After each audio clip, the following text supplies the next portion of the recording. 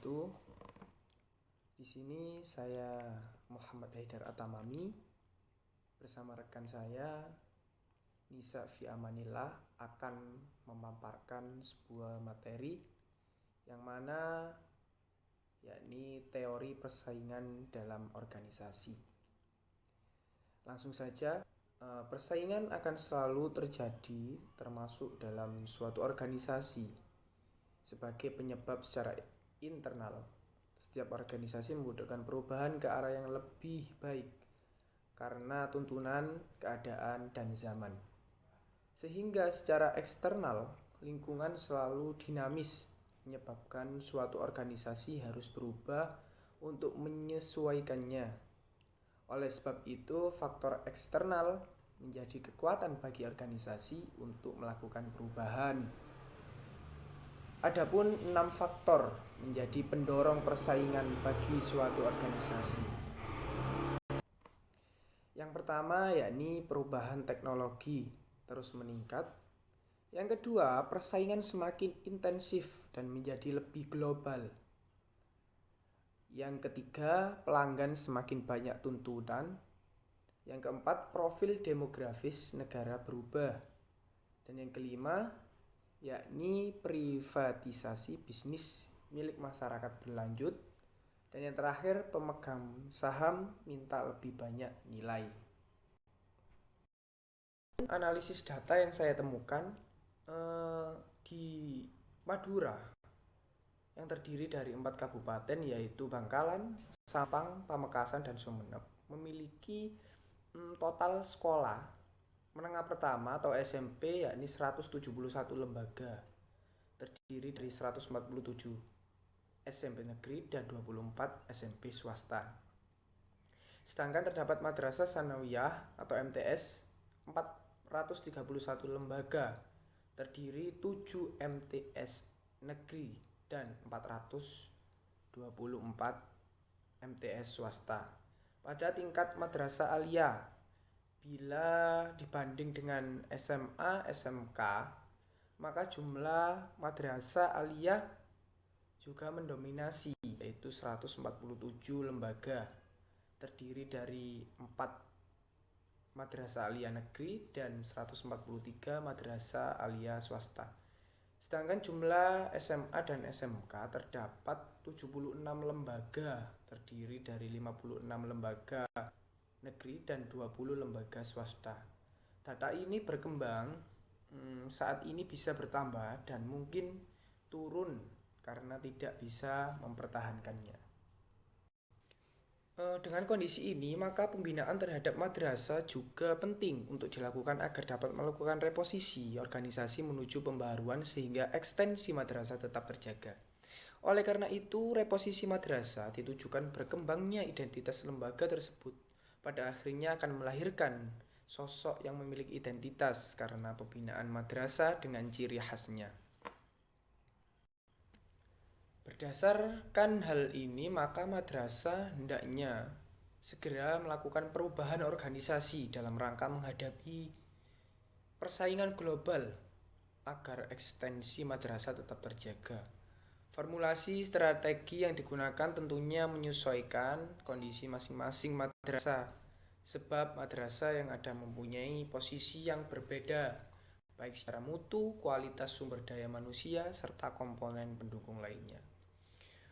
Untuk kesimpulannya dari materi tadi, yakni perumusan visi dan misi organisasi berdasarkan analisis SWOT, kekuatan, kelemahan organisasi serta peluang. Yang kedua, yakni tentang perilaku pelanggan. Apa itu perilaku? Adalah sekumpulan respon yang berinteraksi terhadap suatu rangsangan, sedangkan konsumen adalah pelanggan, adalah seorang yang membeli ataupun menggunakan barang atau jasa yang diolah dan dipasarkan. Perilaku pelanggan dapat diartikan sebagai respon yang diberikan atau dihasilkan oleh seseorang yang membeli maupun menggunakan barang atau jasa itu tersebut. Maka dapat disimpulkan bahwa perilaku pelanggan jasa pendidikan adalah proses serta respon yang diberikan oleh seseorang yang menggunakan jasa di bidang pendidikan. Proses ini dilalui oleh pelanggan sebelum membeli menggunakan barang atau jasa yang memenuhi kebutuhannya. Perilaku oleh pelanggan dapat bervariasi dengan melalui bermacam produk, keputusan mengenai pembelian, diantaranya perilaku pembelian kompleks, kebiasaan keragaman, serta pengurangan disonasi. Pelanggan dikatakan memiliki perilaku pembelian yang kompleks saat mereka terlibat dalam proses pembelian dan melihat perbedaan di antara merek atau tipe produk tersebut.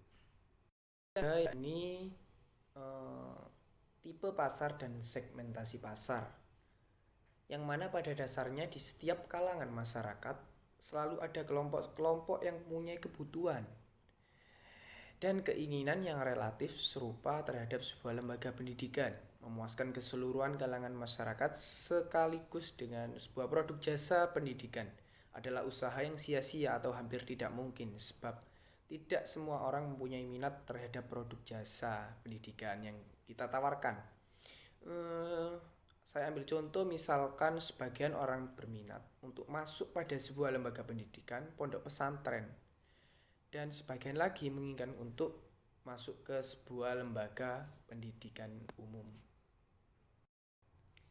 Selanjutnya, yakni pendekatan dalam proses segmentasi pasar, yang mana ada 4 pendekatan. Yang pertama yakni pendekatan geografi, yang mana proses segmentasi konsumen berdasarkan tempat.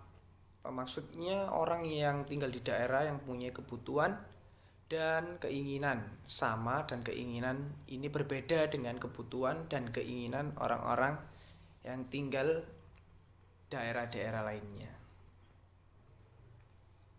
Yang kedua, pendekatan demografis, yakni pendekatan proses segmentasi konsumen berdasarkan jenis kelamin, usia, tingkat pendapatan, tingkat pendidikan, kebangsaan, dan agama. Pembagian pasar ke dalam beberapa grup bertujuan untuk mempermudah jangkauan dan relatif lebih murah.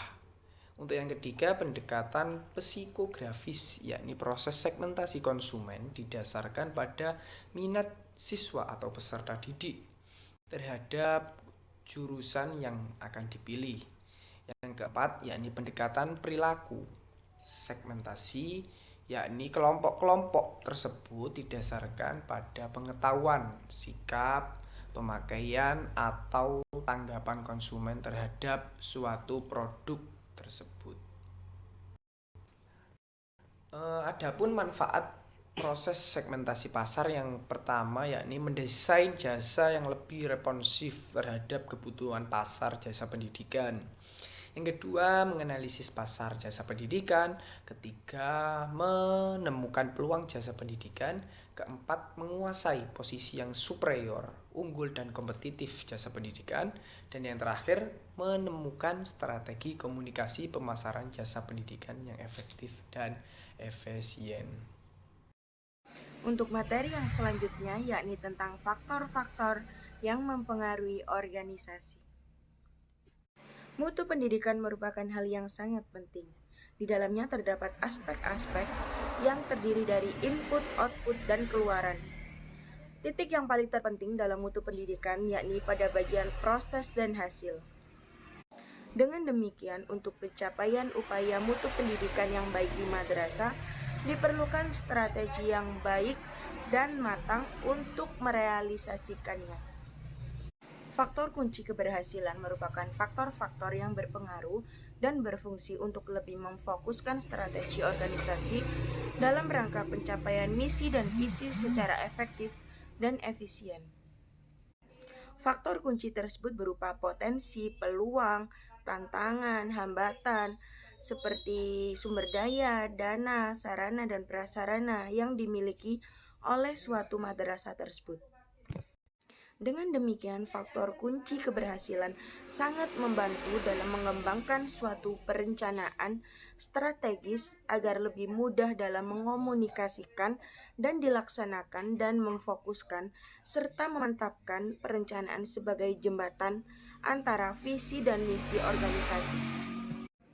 Dengan menggunakan analisis SWOT, memungkinkan sekolah mengeksploitasi peluang-peluang di masa depan ketika melawan tantangan dan persoalan-persoalan serta melakukan penemuan strategis pada kompetensi dan kekuatan khusus. Analisis SWOT dalam penyelenggaraan sekolah dapat membantu pengalokasian dana seperti anggaran, sarana dan prasarana, sumber daya manusia, fasilitas sekolah, potensi lingkungan, dan sebagian yang lebih efektif. Pembahasan selanjutnya yakni tentang signifikasi perencanaan terhadap eksistensi dan persaingan organisasi. Terdapat 7 elemen penting yang perlu diperhatikan. Untuk yang pertama yaitu mission statement.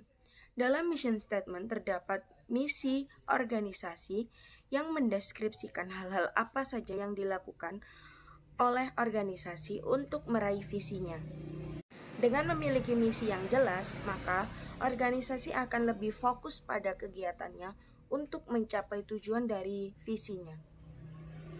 Yang kedua yakni core values, menjelaskan tentang keyakinan dan kultur organisasi.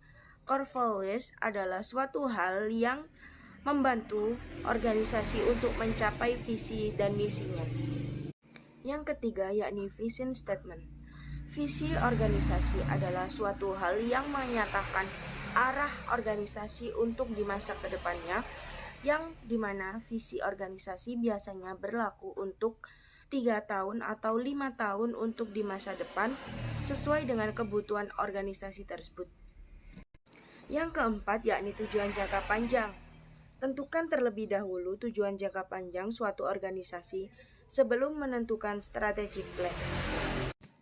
Yang kelima adalah SWOT analysis, mencakup strength, kekuatan, weakness, kelemahan, opportunities, kesempatan, dan threats, ancaman. SWOT analysis akan membantu organisasi membentuk strategic planning yang tepat dan efektif untuk terus mempertahankan eksistensinya di tengah banyaknya persaingan organisasi. Sekian yang dapat kelompokkan disampaikan, kurang lebihnya mohon maaf. Semoga bermanfaat dan barokah untuk kita semua. Wassalamualaikum warahmatullahi wabarakatuh.